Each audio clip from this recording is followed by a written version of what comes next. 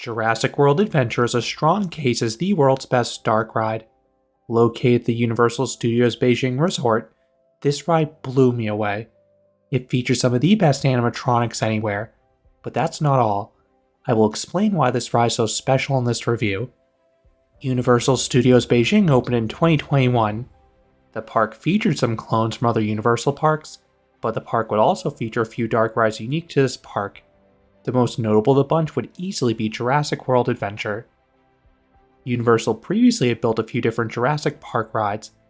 This included the Jurassic Park River Adventure Flume Ride, the Jurassic Park Rapids Adventure, and some roller coasters.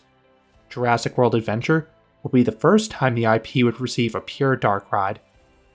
The ride would use the same enhanced motion vehicles or EMVs that Universal previously used in rides like The Amazing Adventures of Spider-Man or Transformers.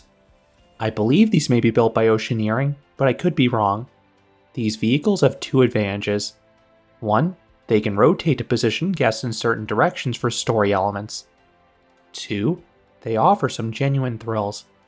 They can tilt and spin to the point that parts of the ride feel genuinely out of control. I love when dark rides incorporate a thrill element like this. It makes the experience a lot more dynamic, memorable, and re-rideable.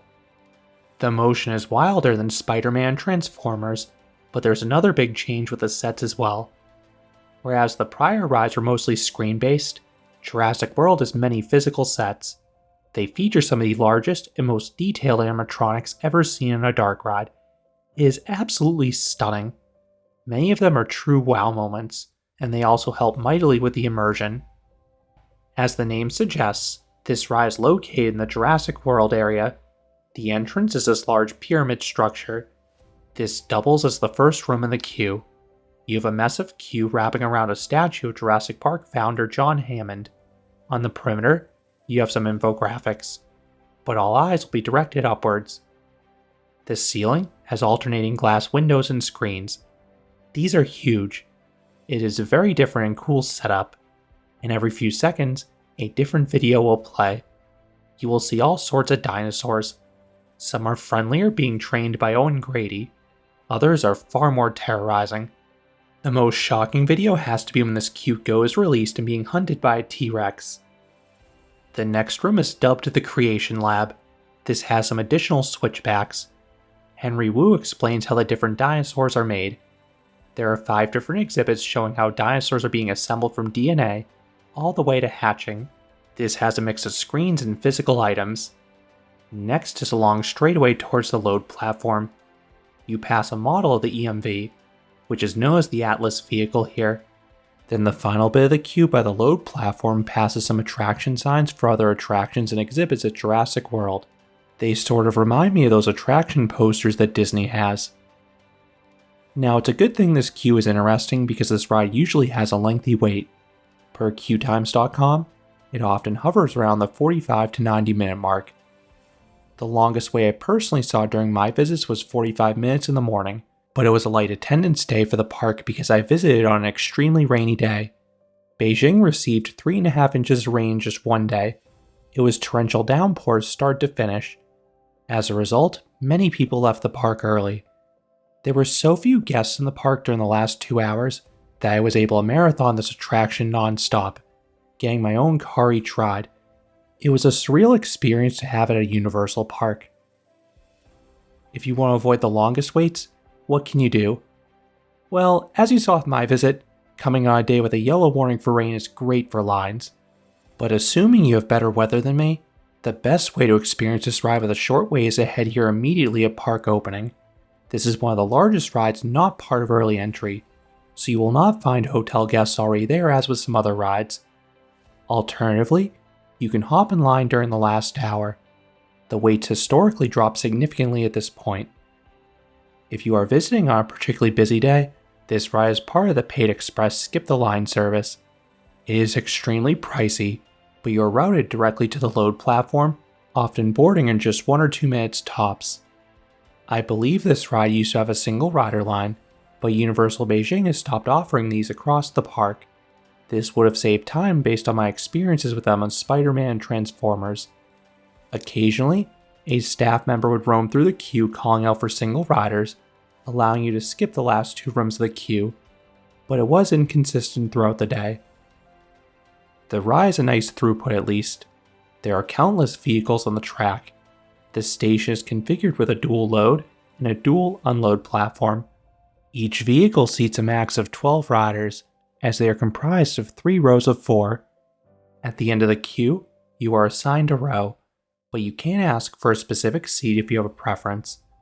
I thought the corner seats offered the best overall experience, specifically the front left, front right, back left, or back right. These seats had the most movement during the tilting and spinning.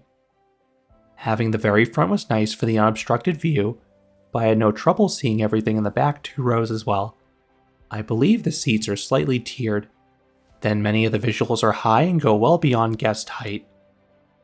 Each row is secured by a shared lap bar. It stops at the largest guest, so if you're smaller, you may be thrown around quite a bit. I saw this happen to a few kids. I did not mind when this happened to me personally, but I know that is not for everyone.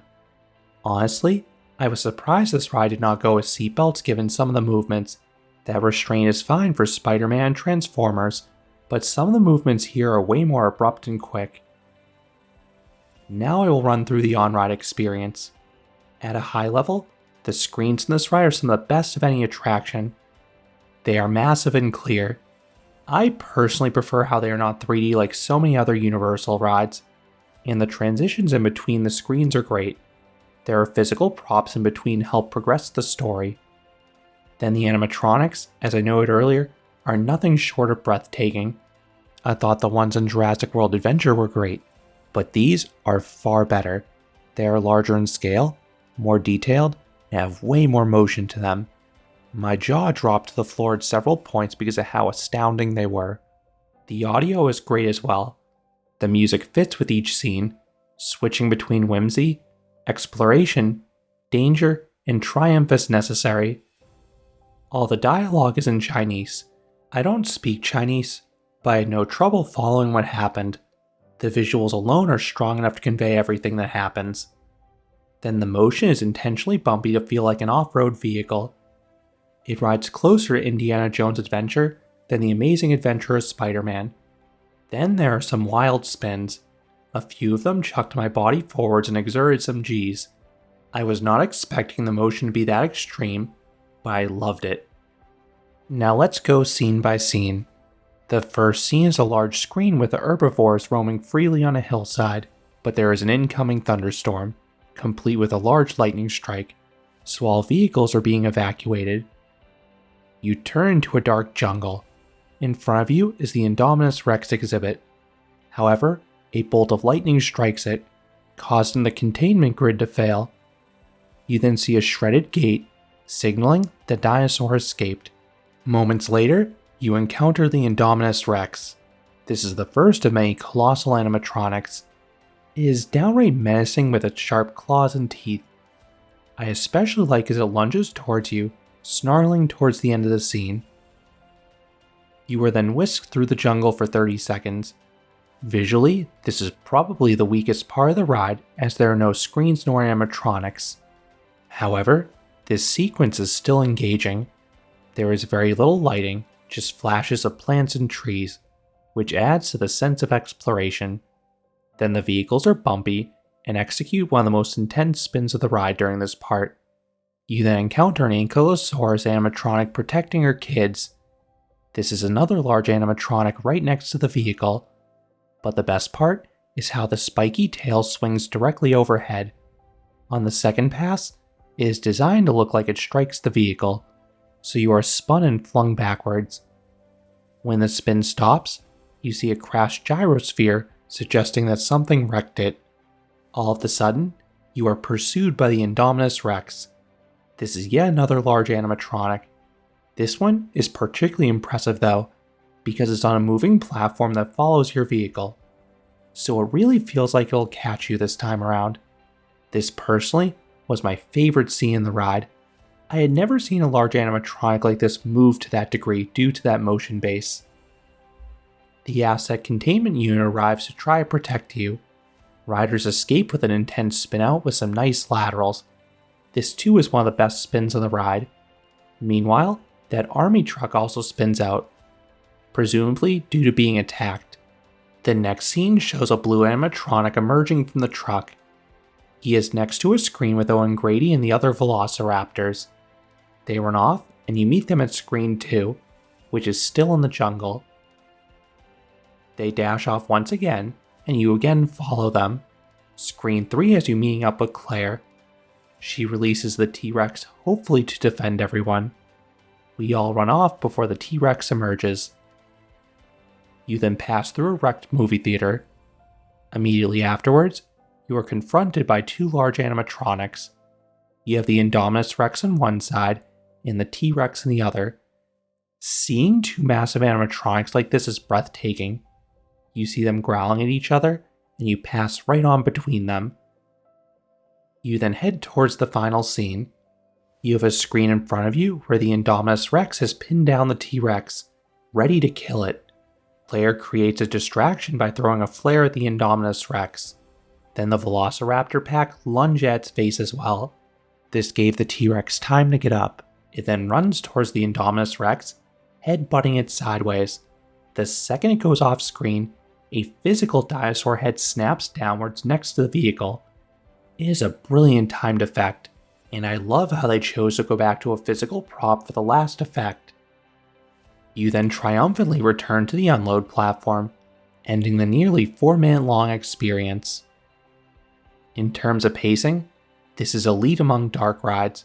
Nearly every scene is a visual spectacle. Then the wild movements of the vehicle make the transitions exciting. Then the few spots where the visuals let up for a moment, the ride compensates with its craziest movements, so you are always engaged. What would I rate Jurassic World Adventure? If it's not obvious, this ride is earning a perfect 10 out of 10. It is a masterclass in storytelling. The stars are the animatronics. They are exemplary between their size and movements. Then this is paired with some well-timed and well-used screens incorporating the characters from the film. Add in the dynamic movements offering some legit thrills, and this ride should be a bucket list experience for any theme park or Jurassic Park fan. I would love to see this ride come to more Universal parks, and it very well could be happening. In the concept artwork for Universal United Kingdom, there appears to be a Jurassic World area with a building very similar to Jurassic World Adventure. Is this the world's best dark ride? I think so, but it's close. After my first few rides, I was leaning towards Disney's Star Wars Rise of the Resistance, because that rides a more immersive pre-boarding experience. However, during my evening marathon, my appreciation for this ride kept on growing. Whereas some dark rides can become a little repetitive if you ride them too much, even ones with amazing set pieces, the vehicle motion here kept this ride fresh. The violent spinning specifically kept me on my toes each ride. Those are my thoughts on Jurassic World Adventure, the spectacular dark ride Universal Studios Beijing. What are your thoughts on this ride? Do you think it's the world's best dark ride? Let me know down in the comments. If you enjoyed this review, I would appreciate it if you gave this video a like, and you consider subscribing, because there'll be a lot more roller coaster and amusement park videos here at Canopy Coaster. Thanks for watching.